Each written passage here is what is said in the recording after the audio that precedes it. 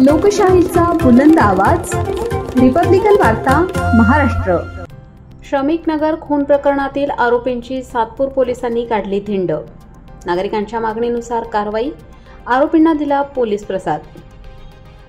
नाशिकच्या सातपूर श्रमिक नगर परिसरात 24 सप्टेंबर रोजी रात्री 11 वाजता किरकोळ कारणावरून झालेल्या वादातून 23 वर्षीय युवकाचा खून करण्यात आला होता। या प्रकरणातील अटक आरोपींची सोमवार दिनांक 29 सप्टेंबर रोजी सातपूर पोलिसांनी श्रमिक नगर परिसरातून धिंड काढली। बागलाण तालुक्यातील मूळ रहिवासी जगदीश परशुराम वानखेडे हा श्रमिक नगर येथे भाडेतत्वावर मित्रांसोबत राहत होता।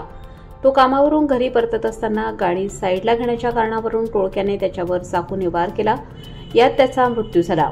घटनेनंतर सातपूर पोलिसांनी तात्काळ तपास करून काही अल्पवयीनांसह गुन्हेगारी पार्श्वभूमी असलेल्या 8 आरोपींना अटक केली। परिसरात निर्माण झालेली दहशत कमी करण्यासाठी नागरिकांनी आरोपींची धिंड काढण्याची मागणी केली होती। त्यानुसार पोलिसांनी सोमवारी आरोपींचा खूनस्थळ असलेल्या श्रमिकनगर भागातून फिरवून धिंड काढली। यावेळी आरोपींना पोलिसांनी प्रसाद देऊन जनतेसमोर उभे केले। या कारवाईमुळे परिसरातील नागरिकांनी पोलिसांचे कौतुक केले। आरोपींच्या धिंडीमुळे परिसरातील दहशत कमी झाल्याची प्रतिक्रिया नागरिकांनी दिली। ही कारवाई सातपूर पोलीस ठाण्याचे वरिष्ठ पोलीस निरीक्षक रणजित नलवडे यांच्या मार्गदर्शनाखाली पार पडली। सातपूर पोलीस पथकातील कर्मचारी या मोहिमेत सहभागी झाले होते।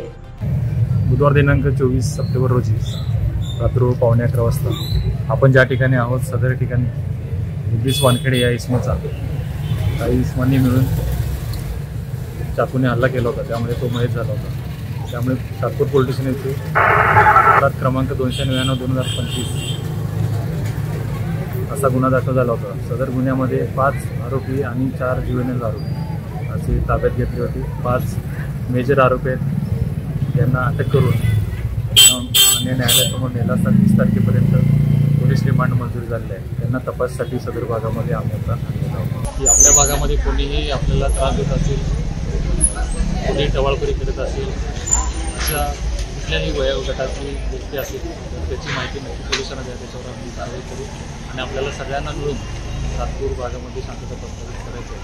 आणि अशी टवाळखोरी करणारे, कोणाला त्रास देणारे असे जे काही एंटिटीज आहेत त्याच्यासुद्धा कायदेशीर कारवाई आम्ही करून या गोष्टीचा आम्ही बंदोबस्त करणार आहोत। नागरिकांना आव्हान आहे की अशा लोकांची, अशा इसमांची, अशा व्यक्तींची आम्हाला माहिती द्या। रिपब्लिकन वार्ता महाराष्ट्र न्यूजसाठी शहर प्रतिनिधी विवेक बनकर, नाशिक।